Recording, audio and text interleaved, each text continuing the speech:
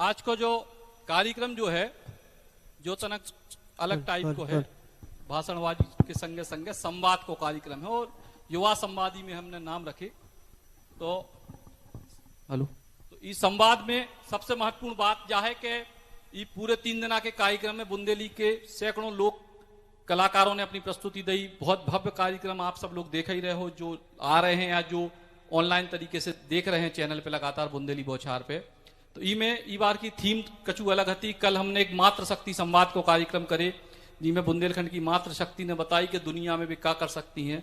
और आज युवाओं को कार्यक्रम है और युवाओं के कार्यक्रम में केवल राजनेता नहीं आई, में प्रशासन के अधिकारी भी आई, में पत्रकार भी आई, में कलाकार भी आई, में साहित्यकार भी आई, में बॉलीवुड के डायरेक्टर भी आए। तो सब मिलकर जो बताएं पूरी दुनिया को कि बुंदेली और बुंदेलखंड के लोग पूरी दुनिया में क्या योगदान दे सकते हैं, खास तौर से इतने के युवा। और यही वजह से एक बातचीत को, संवाद को कछु विषय है और के बाद कछु सवालों को भी है। अगर आप लोग जो भी हमारे मेहमान ही मंच पे आए उनसे अगर कछु सवाल आप लोग पूछो चाहें तो दीपू भैया सबसे पहले तो जो है कार्यक्रम की शुरुआत से ही बुंदेली समागम ई बार आखिरकार पहुंच गए। पिछली बार गड़बड़ होगा तो पिछली बार की भरपाई कर ली हमने। एक बार 2 ही जने आए पिछली बार नहीं आ पाए थे, इसमें भरपाई और बिफोर टाइम भी आ गए। बुंदेली समागम और अंतर्राष्ट्रीय बुंदेली समागम, हम अभी रास्ता में आपसे यही कह रहे थे कि आपने एक नई ऊंचाइयों पर ले गए। हर बार कार्यक्रम करत हो और हर बार बेहतर से बेहतर, बेहतर से बेहतर। एक बार भैया कह रहे थे कि थोड़ी ज्यादा विपरीत परिस्थितियां रही लेकिन फिर भी एक बार और बेहतर कर दो। तो यही आपकी सबसे बड़ी क्वालिटी है और मैं चाहूंगा कि आप सभी लोग तालियां बजाकर सचिन भैया को हौसला अफजाई करें। बहुत लंबे समय से बुंदेलखंड में एक ऐसे प्लेटफॉर्म की जरूरत थी जो केवल नेताओं के लाने नहीं, न्यूज के लाने नहीं, लोकगीत के लाने नहीं, लोक नृत्य के लाने नहीं, बल्कि सारी चीजों को समावेश करके एक प्लेटफॉर्म पे लेके आए जब बहुत बड़ी आवश्यकता थी। और हमने पहले भी अपनी बात वही है, कई बार अपन ने बात करी है कि बुंदेलखंड के प्रति लोगों की, जो बाहर के लोग हैं, उनकी मानसिकता ठीक नहीं थी। बुंदेलखंड के लोकगीतों के लाने ज्यादातर लोग वल्गर मानत थे, अश्लील मानत थे।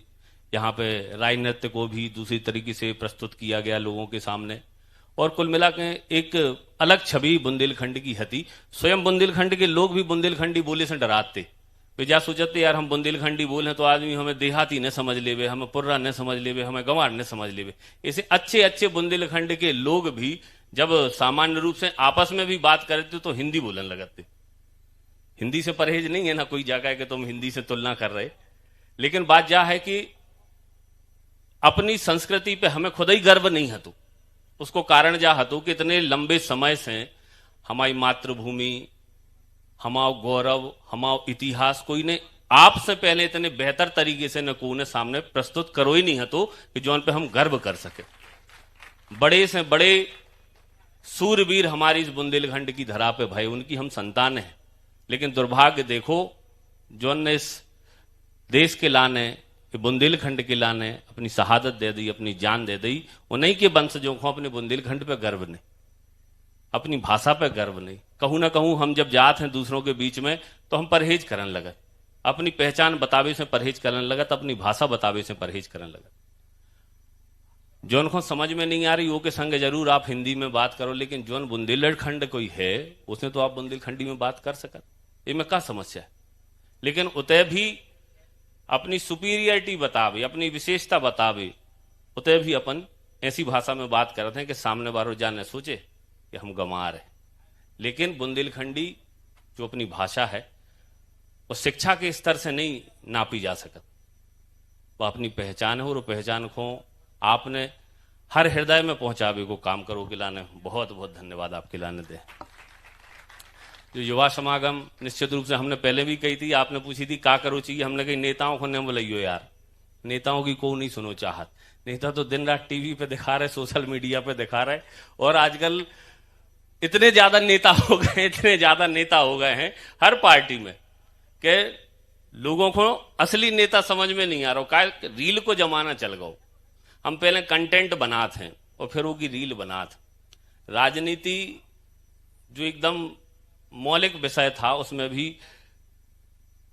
बनावटीपन घुस गया। अब लोग राजनीति करके रील नहीं बना रहे, रील के लाने राजनीति करने लगे। रील के लाने समाज सेवा करने लगे, रील के लाने दिखावा करने लगे। कोई डुकरिया को रोड पार नहीं करने, लेकिन रील बन रही है, पकड़ पकड़ के पार करवा रहे। वह कह रही हमें नहीं जाने, नहीं हमारी तो रील बन रही है, तुम्हें तो पार करने पर। ये प्रकार की प्रवृत्ति हो गई है। तो आजकल देखने में जो ही आ रहा है कि समाज सेवा का क्षेत्र हो चाहे राजनीति को क्षेत्र हो, लोग दिखावे की तरफ ज्यादा घूम गए, जबकि ये दोनों क्षेत्र मौलिकता के क्षेत्र हैं। इसमें लोगों को नेचुरल रहना चाहिए, क्योंकि जो भाव है ना, राजनीति का हो चाहे समाज सेवा का हो, वो भाव प्रमुख है, वो भाव प्रधान है।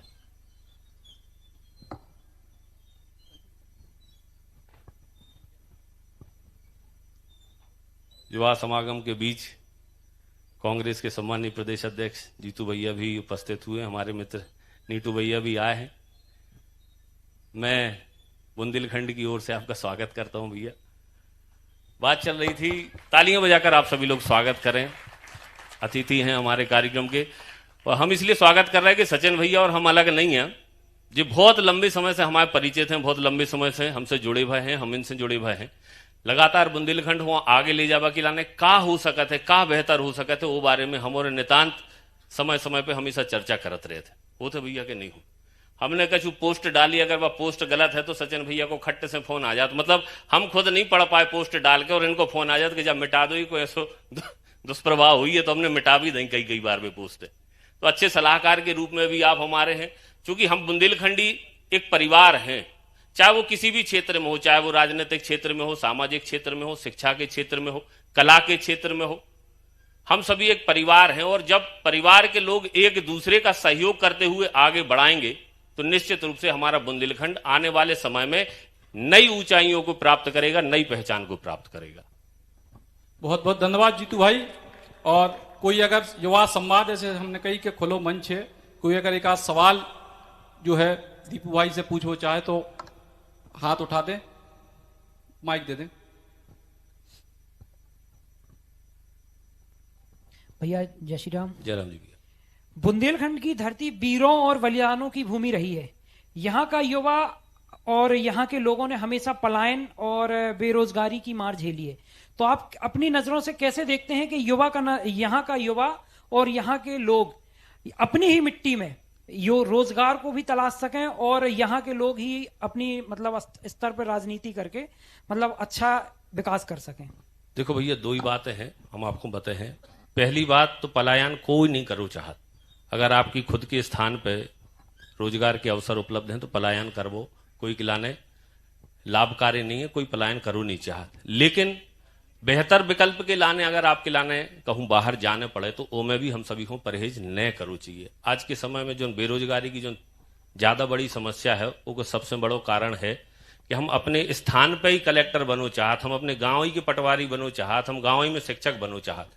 बेहतर तरीके से अगर हमारा ने भोपाल में, बेहतर तरीके से इंदौर में, या बेहतर तरीके से बंबई में हमारा ने कहूं अपॉर्चुनिटी मिलत है, तो हमारी जो होम सिकनेस है ना, बा हमारे आड़े आ जाते, मम्मी की याद आने लगत, पापा की याद आने लगत, भैया से काके हम मम्मी की याद है, बाहर नहीं जाओ चाहत। तो हम जे बहुत सारे अवसर छोड़ देते, लेकिन हमारे बुंदेलखंड में बेहतर रोजगार की व्यवस्थाएं हों, ये हमारा भी संकल्प है, सारी राजनीतिक दलों का संकल्प है, सारी सरकारों का संकल्प है, और उसके लिए लंबे समय से काम भी किए जा रहे हैं। और निश्चित रूप से हमारी तो यही आशा है, विश्वास है, उम्मीद है कि आने वाले समय में हमारे बुंदेलखंड का कोई भी युवा पलायन ना करे, उसके लिए बेहतर से बेहतर व्यवस्थाएं हमारे बुंदेलखंड में हो सके। इस बात के लिए हम सभी को भी चिंतन करने की आवश्यकता है, और जो भी आइडिया, जो भी विचार, सुविचार हमारे मन में आते हैं, वह भी हमें सरकारों तक पहुंचाने चाहिए, जनप्रतिनिधियों तक पहुंचाने चाहिए, ताकि उस पर अमल किया जा सके। और कोई सवाल? चलो, बहुत बहुत धन्यवाद दीपू भाई, और बुंदेली समागम में आप आए, आपकी सहभागिता बहुत बहुत धन्यवाद सचिन भैया, बहुत बहुत शुभकामनाएं आपके लाने।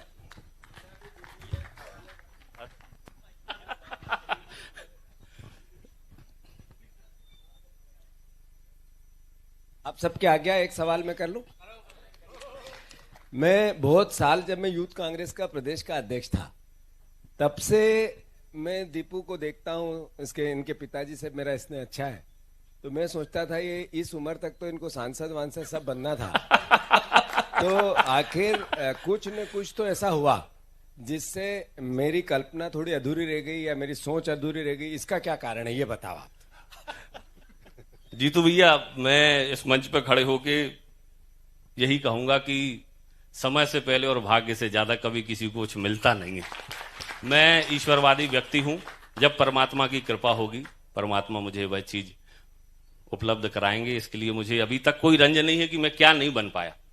अच्छा, आपके सवाल एक थोड़ा जो हमारी पार्टी ने नई लाइन शुरू की है उसमें भी बता देता हूं। पूर्व में मुझे ऐसा लगता था कि 30-35 साल तक विधायक बन जाओ तो 45-50 में मंत्री बन जाओगे, आप सीनियर हो जाओगे 2-3 बार में, क्योंकि हमारे यहाँ पहली बार वाले को विधायक बनाते नहीं थे। अब पार्टी ने चेंज कर दिया है, पहली बार वाले को मुख्यमंत्री बना रहे हैं, इसलिए कभी भी लड़ जाओ, आपकी खुद की कुव्वत होगी तो आप आगे निकल जाओगे।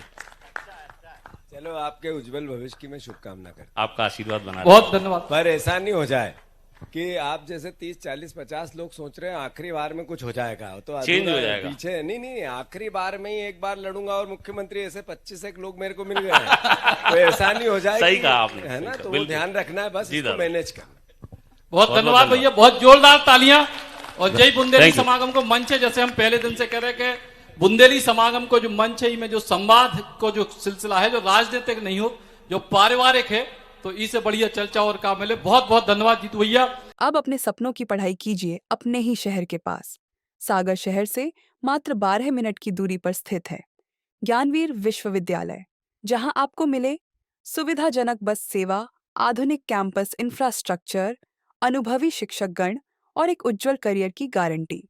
यहाँ उपलब्ध है प्रमुख पाठ्यक्रम जैसे management, pharmacy, agriculture, engineering, law, fine arts, hotel management, संगीत और नृत्य, पत्रकारिता और जनसंचार, परफॉर्मिंग आर्ट्स, जनरल कोर्सेज, शारीरिक शिक्षा, योग, पीएचडी सभी विषयों में। नए सत्र के लिए प्रवेश प्रारंभ हो चुके हैं। अधिक जानकारी के लिए संपर्क करें 977 0 522 117 या 977 0 523 279।